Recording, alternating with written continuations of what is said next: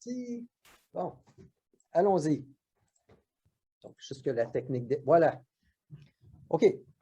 Donc, je passe tout de suite. Ici, prochaine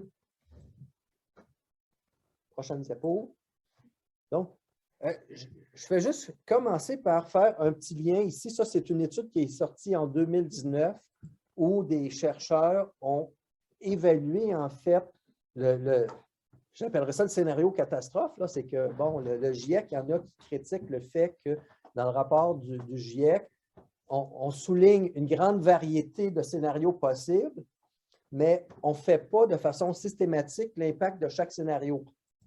C'est comme si on masque le fait que si le réchauffement n'est pas 2 degrés, on arrive à la conclusion qu'il faut limiter à 2 degrés, puis même moins, mais quel est l'impact de 3, puis bon... c'est ça. Et en fait, l'étude de 2019, eux autres, ils arrivaient carrément à dire, en 3 décennies, donc en une génération, le monde tel qu'on le connaît s'effondrerait. Bon, je voulais commencer par ça, là, mais pour dire la gravité de la crise climatique et de l'ampleur de l'importance des enjeux. Donc, on va être ici pour regarder comment... Est-ce que suivante? Bon, je suis pris un petit extrait ici de votre très bon bulletin en passant, là. Donc, un article de Monique Jean-Marc, puis c'était, bon, trop tard pour la transition tranquille. Je pense que son titre était bien choisi. Puis je pense que c'est un peu cet élément-là que je voulais amener pour commencer, en disant, en premier, il faut réussir rapidement la transition énergétique, mais il faut, dans le contexte, ça, on n'en parle pas assez, de gérant la crise du pic pétrolier. Ça, c'est l'autre enjeu macroéconomique là, qui change tout, là. Bon, sur lequel je n'aurai pas le temps de m'attarder beaucoup, mais on est sur le sommet actuellement de la production pétrolière, okay? Et ça change des choses. Puis, finalement, en ne laissant personne derrière. Là. Donc, suivante. Oui. Donc, quelques petits exemples. Donc, j'ai pris ici, j'ai pris 2 photos. Une photo où j'étais à Charlottetown, à l'île du Prince-Édouard. C'est un voyage que j'ai fait en 2014. Donc, la même entreprise que IGA, OK? Donc, à quelques jours d'intervalle, j'avais l'impression d'être dans Back to the Future. J'arrive là, tous des sacs en plastique, pas de sacs réutilisables. C'est comme si tu passais à travers une machine à voyager dans le temps. Là. Puis, je veux dire, on oublie à quel point le fait d'avoir mis 5 sous, 5 cents, le sac a tout changé. À partir du moment qu'il y a eu un petit incitatif économique, ça change le comportement. Quand quelque chose est totalement gratuit, on ne pense pas, on ne réfléchit pas, on ne fait pas attention, on prend, on gaspille. Okay? Dans ce cas-ci, 5 cents a changé quand même tout un comportement. Suivant. Puis, bon, ce n'est pas encore public, ça, je n'ai pas été dans les résultats détaillés, mais j'ai fait cet été une étude pour la ville de Gatineau, qui est la plus grande ville au Québec à avoir adopté les principes de tarification de tarification incitative que justement on avait proposé quand j'étais avec le GRAM en 99, on avait fait une des premières études au Québec pour proposer la tarification incitative des déchets. Okay? Et ils l'ont appliqué. Dans leur cas, c'est simple. La collecte des déchets est aux 2 semaines avec une poubelle standard. Ça, c'est pas gratuit, c'est payé avec votre taxe habituelle. Mais si vous avez un sac de plus, c'est 50 cents. 20 de baisse, 10 000 tonnes en moins en 1 an. Okay. Donc, tout ça pour dire l'importance de toucher ces enjeux-là. Okay. Bon. Je dis tout ça, puis ça a été, Claude l'a bien dit au début, donc c'est à titre de personnel en tant que chercheur, en tant qu'expert que je suis là. Okay, donc, mais je fais quand même des liens ici avec la feuille de route pour un Québec zen, donc du Fonds commun pour la transition énergétique, où le concept d'écofiscalité est appuyé et clairement dit. Donc, il reste tout un débat. Puis cette conférence-ci, je pense, rentre dans le cadre de tous les nombreux débats qu'on a besoin d'avoir d'urgence pour intégrer ces outils-là.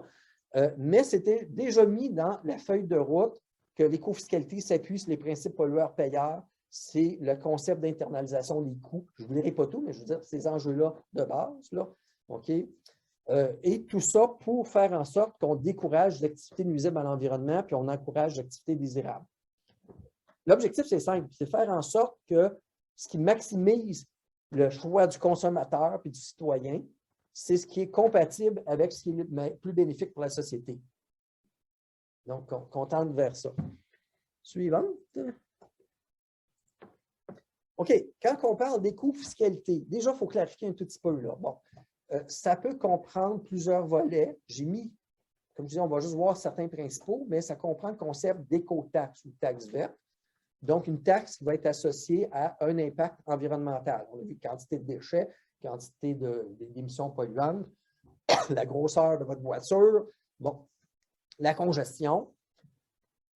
Il y a un autre type d'outil qui rentre, qui peut ressembler quand même, puis pensons à les permis changeables. Bon, ça, personne ne sait c'est quoi. La Bourse sur le carbone du Québec.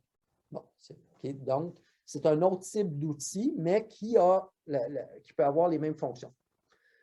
Finalement, le troisième, c'est la réduction des subventions aux activités polluantes. Le réflexe dans le milieu environnemental, c'est de dire cesser de payer l'industrie pétrolière. Il y a un consensus là-dessus, mais il faut penser que c'est aussi ne pas financer le troisième lien. Bon, par exemple, puis d'autres infrastructures là, qui peuvent favoriser l'étalement. Suivant. Oui. Donc, puisque je pense que j'ai devancé. Bon. Excusez, parce que je suis à l'envers. Ici. Bon. OK. Donc, mais comme j'ai dit, ici, pour ceux qui sont dans la salle, c'est plus important, je vous le résume. Des fois, ça peut aider que l'image suive. Bon. Là, je vais amener l'écofiscalité. C'est plus que d'ajouter une nouvelle taxe. Le réflexe, puis je dirais le réflexe, la gauche traditionnelle, c'est d'analyser une taxe comme une taxe à la consommation, puis c'est une dépense, puis qui va la payer. Il faut regarder l'écofiscalité de façon beaucoup plus large. Okay? Bon, la première option, c'est ajout d'une taxe dédiée. Bon. Un péage qui vient financer le transport collectif, c'est là-dedans, mais actuellement, dans la même logique, on paye, tous ceux qui ont une voiture ont une taxe sur les frais d'immatriculation qui sont dédiés à financer le transport collectif pour la semaine. Donc, c'est le principe d'une nouvelle taxe dédiée. Un autre sur lequel on n'est pas habitué d'utiliser, donc, c'est le bonus-malus. Bon, donc, madame a bien compris ici, là. Donc, c'est taxer les VUS, par exemple, les véhicules utilitaires sport, le Hummer et autres, et faire en sorte que les revenus servent. Bon, de façon générale, la théorie, c'est d'appliquer ça pour des véhicules à plus faible émission. Bon, le débat, on va l'avoir dans la prochaine heure, voir où est-ce qu'on peut l'appliquer. Est-ce que c'est des véhicules électriques? Bon. Autre mesure aussi, puis ça, on est moins habitué de penser ça, on pense toujours comme ajouter une nouvelle taxe. Et c'est là que je dis qu'il faut vraiment repenser la fiscalité. Le troisième volet, c'est OK, est-ce qu'on peut remplacer des frais fixes par des frais variables? Donc, que ce soit au niveau des frais d'immatriculation. Par exemple, la ville de Bruxelles, c'est en train d'être implanté là. J'espère que ça va fonctionner. Ce serait la première ville au monde à imposer une taxe kilométrique. Là. Donc, dans la ville. Taxe kilométrique qui va être d'après le kilométrage que vous parcourez, d'après la grosseur de votre auto, puis le fait qu'elle pollue, et d'après l'heure que vous êtes, est-ce que vous contribuez à la congestion? Donc, on est comme dans l'utilisation de tout ce que l'informatique permet maintenant comme outil le plus sophistiqué là, pour gérer les externalités environnementales. Mais on va arriver, ce n'est pas simple. Hein? On parle d'une mesure comme ça, ben oui, mais la confidentialité des informations personnelles. Bon, donc des choses comme ça. Dans la même logique, le fait de prendre des assurances, c'est un gros moton, les assurances, puis particulièrement plus pour les hommes que pour les femmes, puis les jeunes hommes plus particulièrement. Donc, ça peut être un très gros coût. Mais quand quelqu'un paye, moi j'ai déjà entendu très souvent, là, je paye assez cher mes assurances, mon immatriculation, il faut que je l'utilise, mon auto. Il faut que je la rentabilise. Bon, donc on a une logique où on a des coûts très élevés pour l'achat qui pèsent énormément dans le budget là, des ménages, puis particulièrement des gens à plus faible revenu. OK? Mais on oublie que cette logique-là, OK, c'est parce que notre système va chercher ces coûts-là de façon fixe. Par contre, la décision de quel mode de transport je vais prendre aujourd'hui, elle est prise en tenant compte des coûts variables. On va y arriver, là. Mais donc, prendre des frais fixes, les abolir, puis remplacer ça par des frais variables. On pourrait le faire avec des assurances. Hein. Vous ne payez pas 1 000 $, vous payez 7 sous au kilomètre, par exemple. Donc, ce n'est pas plus cher. Donc, c'est juste qu'on a changé la logique complètement. Bon. Tarification des déchets, ça, je l'ai parlé tout à l'heure, puis as usual, là. Bon. Ça, je ne reviendrai plus sur celui-là. Et le quatrième, puis ça, c'est celui qui est peut-être moins connu, moins compris ici, c'est le concept de réforme fiscale écologique. Donc, c'est de dire dans quelle mesure est-ce qu'on adopte des taxes qui sont suffisamment importantes pour changer les comportements puis internaliser les vrais coûts environnementaux, mais comment on les rend acceptables et progressives socialement en jouant sur la redistribution des revenus. Donc, c'est le concept d'avoir une réforme fiscale neutre et d'avoir, à ce moment-là, ça permet d'avoir des écotaxes plus élevées. Bon. Le concept de réforme fiscale écologique, ce n'est pas théorique maintenant. Ça fait une vingtaine d'années que c'est appliqué, bon, particulièrement en Europe. Les pays scandinaves, dont on se sert toujours comme exemple en disant que c'est les pays les plus sociaux-démocrates, bien, ceux qui sont réticents contre les écotaxes, puis qui disent que les pays scandinaves, c'est notre exemple, bien, ils ont tous fait des réformes écologiques de la fiscalité. Bon, donc je pense que ça devrait déjà nous rassurer un petit peu là, pour dire, bon, c'est peut-être un élément à suivre. L'autre pays majeur, c'est l'Allemagne, en passant. Là. Donc, dans le cas de ma thèse de doctorat qui portait sur l'éco-fiscalité appliquée au transport, en passant, j'ai analysé 37 pays et il y en a un seul qui avait réussi à baisser de presque 20 en 10 ans la consommation de carburant, c'est l'Allemagne.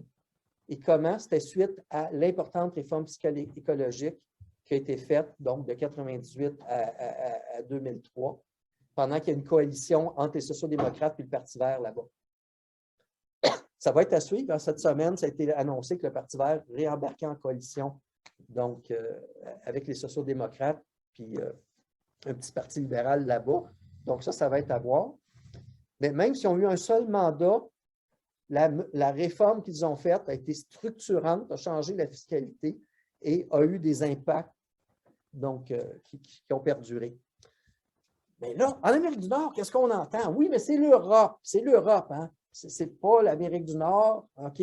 Nos concurrents, bien, nous, c'est le reste de l'Amérique du Nord. On ne peut pas faire ce que les Suédois ont fait. Hein? Ça, vous l'avez toujours entendu.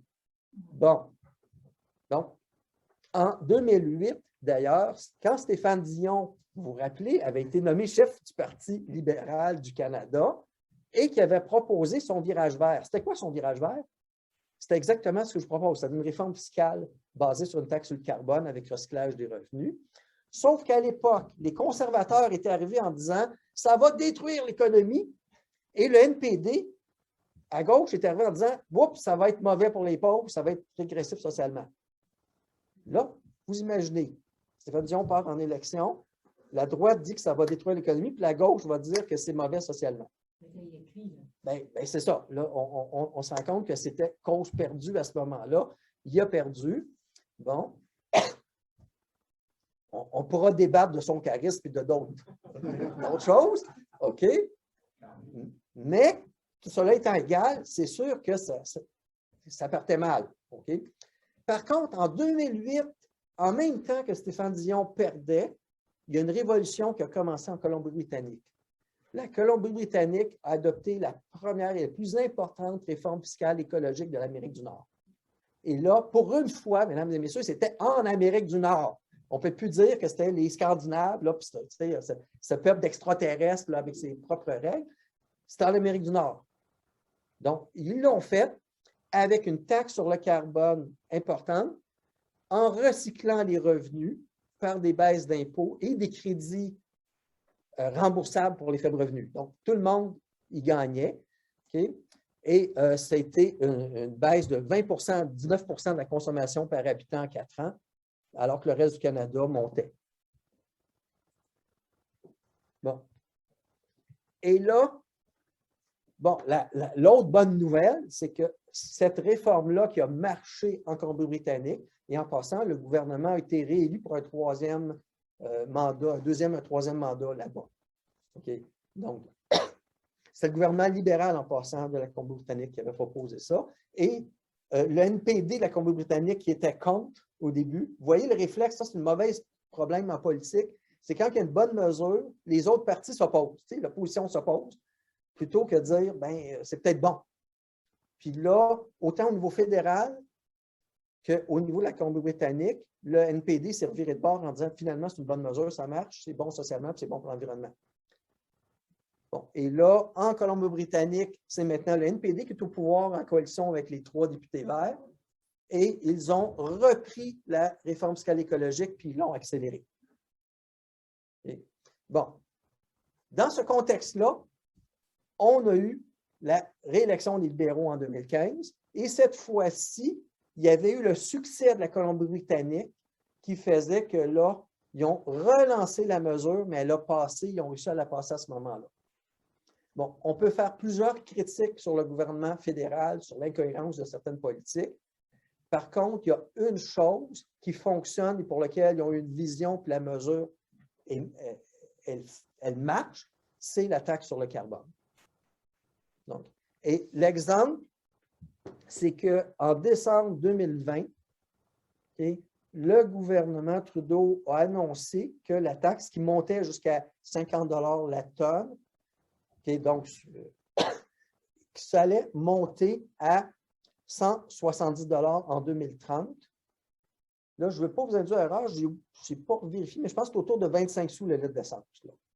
Pour vous situer là, à peu près. Là, okay. Je dis bien à peu près, il faudrait que je vérifie exactement, mais c'est à peu près les ordres de grandeur. Là. Bon. Quelques semaines après avoir annoncé qu'il montait la taxe sur le carbone, mais sur une période de 10 ans, hein, quand l'industrie, que les mondes financiers disent que c'est la catastrophe, les mesures environnementales, ce n'est pas vrai. L'industrie n'aime pas les surprises. Il n'aime pas les virages à 180 degrés du jour au lendemain. Par contre, si on leur dit la taxe sur le carbone, elle va être là dans 10 ans, elle va monter de 15 $ par année, c'est clair, c'est là où on s'en va, l'industrie s'adapte très bien. Quand les règles sont très claires, comme ça, puis que c'est prévisible. Et qu'est-ce qui est arrivé?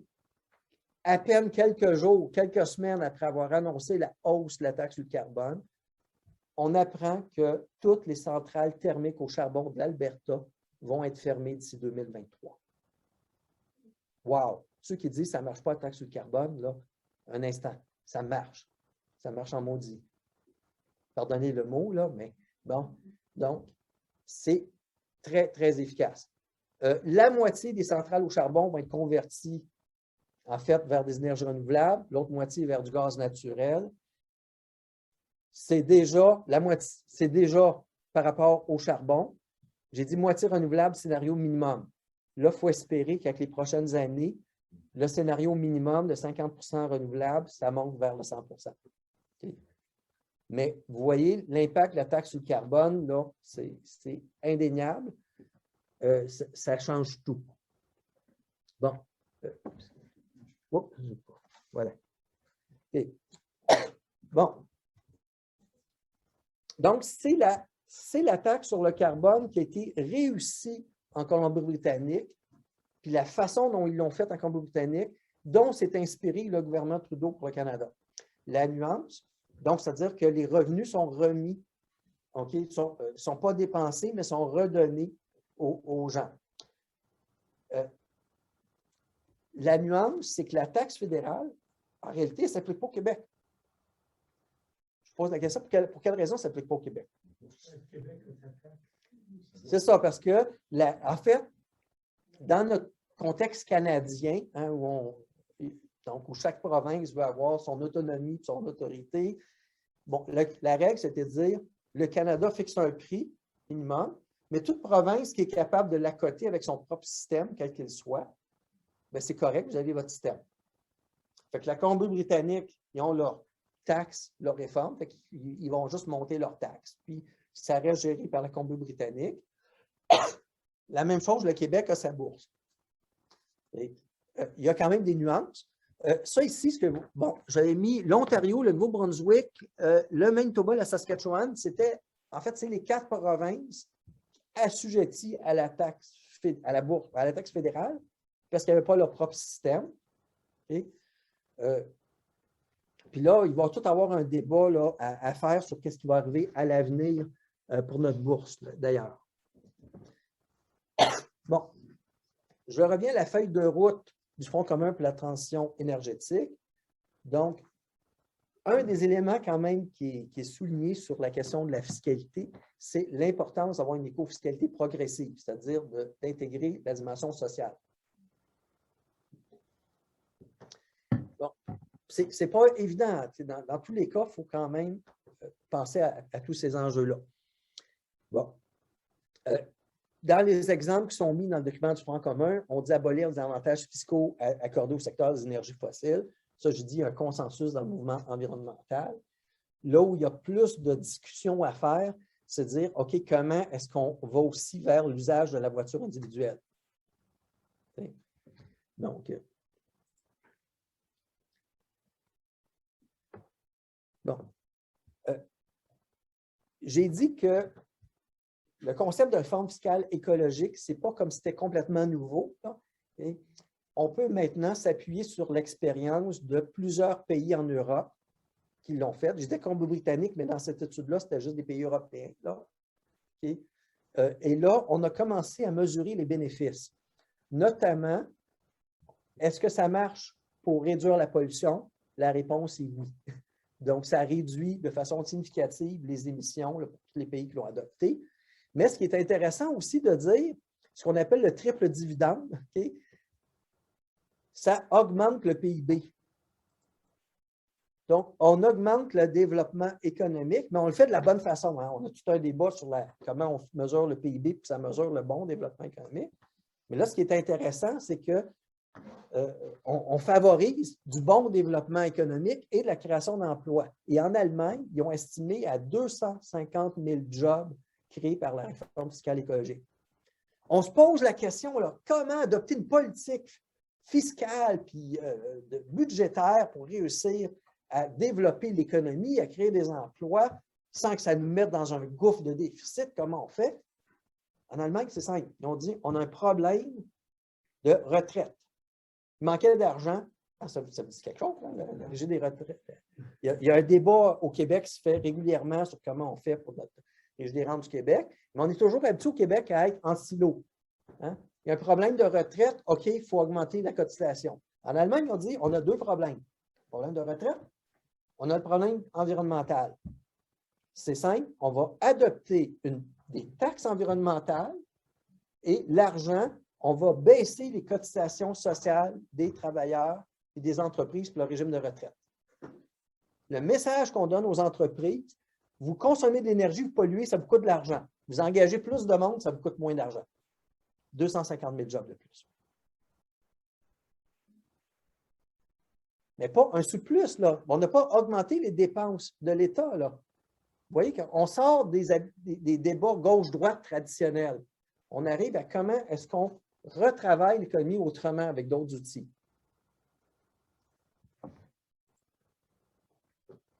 Bon. OK, la taxe sur le carbone, je pense que j'ai montré, c'est une mesure efficace. Okay? Par contre, il y a tout un secteur pour lequel c'est complètement insuffisant. C'est tout le secteur des transports et aménagement urbain. Pour quelle raison? Okay? Même si on internalisait vraiment tout le coût environnemental des gaz à effet de serre, là, okay, c'est que la pollution, ça représente à peine 10 % de tous les coûts générés par l'automobile. La congestion, les accidents. Oui, bien, en fait, je n'ai même pas mis ici dans la liste, mais effectivement, la perte de terres agricoles, même ce que je dis ici, ça n'intègre pas tout, effectivement. Donc, plus on en rajoute, plus on se rend compte que la pollution de l'air, ce n'est qu'un des impacts, pas négligeable, mais un des impacts de l'automobile. Ça veut dire que si on donne beaucoup, beaucoup d'argent pour avoir tous des autos électriques, bien, on a réglé un impact, mais est-ce qu'une voiture électrique, si on a tous un char électrique en bon québécois, est-ce qu'on va faire moins de congestion? Moins d'étalement urbain. Moins d'étalement urbain. Puis même pour les accidents, j'ai essayé une fois une livre, puis genre, merveilleux, t'entends rien. Je dis, bon, ils vont finir par mettre un petit moteur pour qu'on entende un bruit, parce que quelqu'un qui veut traverser la rue, là, puis qui n'entend pas du tout, là, okay? Bon, donc, ben oui, donc, ça, j'ai dit, à ce moment-là, ils vont être obligés, puis là, j'ai vu, ça commence à se faire, hein. Ils sont obligés maintenant, pour basse vitesse, d'avoir un petit moteur, faire un petit bruit. Bon, donc, il y a un ensemble d'externalités. Bon, par exemple, dans une étude faite par mon collègue Luc Gagnon avec les HEC, il estimait que c'était à peu près à 5 000 $ minimum par année la valeur des subventions reçues pour chaque automobiliste. Puis je dis minimum, là, la réalité est probablement plus proche du double, là, mais de façon conservatrice, alors que en termes de taxes, ce que les gens payent, ce n'est même pas le dixième de ça. Bon. Les gens n'ont pas nécessairement la perception des vrais chiffres. Bon, pour quelqu'un qui s'est amusé à participer à une campagne électorale municipale, puis à faire du porte-à-porte, puis à parler avec les gens, on apprend beaucoup, beaucoup de choses aussi sur les perceptions des gens. Puis des gens qui disent, les cyclistes, là, il faudrait qu'ils aient une plaque, puis qu'ils payent 15 $ pour payer pour... Ouais, mais c'est ça, mais les gens, bon, OK, on leur fait une piste cyclable, donc eux devraient payer. C'est correct, mais dans ce cas-là, l'automobiliste devrait payer aussi, mais ce ne sera pas 15 $, là. OK, ça va vous coûter 5 000 $, madame, monsieur, là. Bon, okay. Ah, bien, à ce compte-là, au lieu de payer 5 000 $, vous seriez d'accord que le cycliste ne paye pas? OK. Bon, mais vous voyez, les gens n'ont pas les vrais chiffres. Il y a tout un travail d'éducation à faire là-dessus. Et là-dessus, il y a une étude, donc je n'ai pas le détail parce qu'elle n'a pas été encore rendue publique, c'est juste les chiffres, ça a été sorti par des gens de l'Université Laval il y a quelques semaines. Et là, c'est intéressant, à la Ville de Québec, pour chaque kilomètre parcouru en auto, l'individu, ça lui coûte à peu près 1 $. En transport collectif, pour l'individu, ça coûte à peu près 1 $, à peu près la même chose pour l'individu. Par contre, pour la société, donc pour chaque kilomètre qu'on fait en voiture, c'est 5,5 $ payés par la société. Alors que c'est un peu plus, à peu près 1 $ pour un transport collectif. Okay. La suivante, la même étude, cette fois-ci pour 1 $ de dépenses individuelles. Donc, on ne regarde pas par kilomètre, on regarde pour 1 $ que vous dépensez comme individu. Et là, c'est à peu près 6 $ que la société paye pour l'automobile et un peu plus qu'1 $, 1,20 $, 1,20 sous là, pour le transport collectif, puis 22 sous pour le transport actif. Donc, vous voyez, ça, c'est le genre de chiffre qui change la donne. Bon, ensuite, je vais juste vous décrire, là, pour ceux qui ne vous voient pas, mais ça, c'est en Colombie-Britannique, Todd Littman, du Victoria Policy Transport Institute, là, qui a tout simplement fait la corrélation entre les revenus versus le kilométrage. En d'autres termes, ce qu'on sait, puis mes propres études dans mon doc montraient qu'ici, ça ressemblait un peu à ça, là. Donc, les plus riches parcourent plus de kilomètres. Bon. Donc, oui, il y en a qui vont dire, oui, mais avec la hausse des loyers actuellement, les rénovations, les gens qui ont été chassés, non, non, même s'il y en a qui ont effectivement été déplacés, la différence est structurelle. C'est très, très grand. Ce n'est pas parce que vous êtes 3 km plus loin. OK? Là, ce qu'on veut dire, c'est que le pauvre, il ne va pas toutes les fins de semaine à son chalet. Je veux dire, il y a beaucoup de dépenses. Les familles à faible revenu vont aller à l'épicerie, à la garderie, au travail, puis ça va être limité. Il y a moins de loisirs de luxe. Okay? Donc, il y a le kilométrage, le taux de possession automobile est plus faible et le kilométrage parcouru est plus faible. Par contre, puis ça, c'est une réalité, puis ça, c'est un peu un débat social, c'est-à-dire que si on regarde par classe, il y a effectivement une différence, mais il va toujours avoir un individu dans chaque groupe qui va être touché. Vous voyez la nuance, là? C'est là qu'il va falloir qu'on voit comment on aborde cette réalité-là. Mais au départ, ça reste que les gens à plus faible revenu, suivante s'il vous plaît, la même chose, plus vous faites de kilomètres, plus votre taux d'accident est élevé, puis vos réclamations sont élevées. Donc, ce qui va dans le sens aussi de favoriser donc, des assurances suivantes. Bon. OK. Ici, je reviens à la feuille de route du Fonds commun pour la transition énergétique. Donc, ils ont énuméré un ensemble de mesures, notamment en transport. Donc, hausse de la taxe sur les carburants, taxe kilométrique, péage urbain, taxe sur le stationnement, indemnité équitable de stationnement, ce qu'on appelle parking cash-out, malus sur les matriculations des véhicules énergivores, ce que Mme parlait tout à l'heure. Okay? Donc, bon, j'en présente quelques-unes en expliquant un petit peu. Et là, je commence par l'exemple du stationnement. Pour vous dire, quand il y a des enjeux qui passent sous le radar, si on veut augmenter d'un sou la taxe sur l'essence, là, il y a un débat social au Québec pour dire quel est l'impact, les coûts qui est pénalisé. Les entreprises qui fournissent un stationnement gratuit à leurs employés, à leurs travailleurs, c'est l'équivalent d'une subvention de 1 $ le litre d'essence.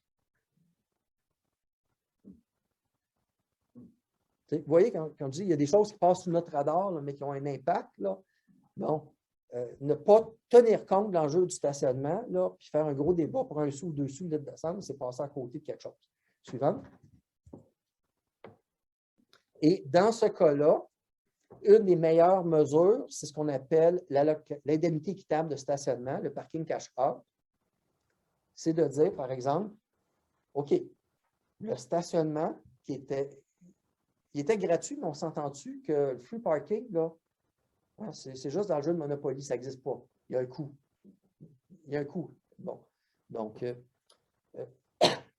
l'épicerie, dont les stationnements sont gratuits, augmente le coût des aliments de tout le monde pour fournir le stationnement gratuit. On n'y pense pas. On est tellement habitués dans notre culture nord-américaine d'avoir des stationnements gratuits. OK? Mais je veux dire, quand on parle de l'équité, bon, puis ça, je peux vous le dire, là, aborder l'éco-fiscalité, je me suis fait critiquer à cet endroit, l'éco-fiscalité, tu n'es pas compris. Oh, un instant, là. Je veux dire, il y en a des enjeux d'équité, mais vous ne les voyez pas, parce que c'est trop intégré dans notre culture. On a des injustices totalement intégrées dans notre culture, puis on ne les voit plus. Bon. Donc, parking cash-out, je reviens à l'entreprise. Supposons qu'on est tous des travailleurs de la même entreprise. Nous sommes tous venus ici en auto. Je ne pense pas que c'est le cas ici. Bon. Le stationnement devient 5 $ par jour parce que c'est ce que ça coûte. OK? Donc, par contre, chacun des employés reçoit 5 $ comme allocation pour venir au travail. Puis là, bon, monsieur, votre 5 $, vous avez décidé de prendre le stationnement, bien, vous allez l'utiliser pour ça. Madame a pris le transport en commun, son 5 $ par jour, vient de payer sa carte mensuelle de transport collectif. Monsieur Francis, ici, a pris le vélo, le revenu reste dans ses poches, ça devient un revenu imposable. Donc, c'est le concept donc, de parking cash-out, l'indemnité équitable de stationnement. C'est une des mesures les plus simples et les plus géniales, je pense, qu'on peut amener pour certaines de ces problématiques-là. Et là, cette mesure-là permet de réduire de 20 à 30 % le nombre d'automobilistes solo. Trouvez-moi une mesure incitative ou d'éducation. D'habitude, on fait une campagne, puis on a 1% de plus là, de gens qui ont changé de comportement. On dit bravo, la belle campagne. 20 à 30%. Bon, donc, c'est ça que je dis, on ne peut pas négliger l'écofiscalité dans la transition. Bon, oui, dans la même logique sur le stationnement, brièvement, moi puis Luc Gagnon, on avait regardé aussi pour une taxe régionale sur les espaces de stationnement. Donc, pour l'ensemble de la SAMM, dont seraient exclues les entreprises qui appliquent l'allocation dont on vient de parler. Donc, ceux qui intègrent déjà le coût, vous êtes exemptés. Puis ceux qui ne font absolument rien, bien, on vous met. Et juste cette mesure-là permettrait d'aller chercher 1,5 milliard par année pour la SAMM. Approximativement, c'est une étude sommaire qu'on a faite, là, mais donc, autre exemple aussi qui montre à quel point on a des éléments qui sont intégrés dans tout ça, mais là, on rentre dans la politique municipale cette fois-ci. On a posé la question tout à l'heure. Je n'aborde pas tout, mais ça, c'est un exemple de politique municipale, là, avec ce mot là-dessus avant la conférence. Donc, une des règles les plus absurdes dans notre culture nord-américaine, c'est d'imposer l'obligation d'avoir des cases de stationnement partout. Okay? Et là, quand on parle de l'abordabilité, hein, moi, j'ai 2 filles qui ne sont pas capables de devenir propriétaires, ce n'est pas faisable. Bon, donc, mais garder les normes actuelles, ça veut dire quoi? Quand on oblige à avoir 1,5 cases de stationnement, comme certains arrondissements ont encore, c'est comme si on disait, vous êtes obligé de mettre 70 000 $ de plus, okay, dans l'achat de votre unité d'habitation. Mais ce 70 000 $-là, c'est quoi? C'est juste une infrastructure qui sert juste si vous avez une auto dedans. Oh là là. OK. Suivant, on va aller un petit peu plus. Oui, mais. OK, bien, je vais juste dire, il y a les péages urbains, on va en passer rapidement, qui rentrent là-dedans. Péages urbains aussi. L'assurance immatriculation. Bon, le projet de taxe kilométrique de Bruxelles, on aura quelques minutes, peut-être 2-3 questions. Puis finalement, les quelques enjeux, peut-être pour finir. Bien, en fait, j'aurais tendance à dire même d'arrêter le maintenant, puis de dire prendre quelques minutes pour quelques questions à ce moment-là. OK. Donc, Bon, bien, merci beaucoup, Jean-François. Cette conférence très intéressante.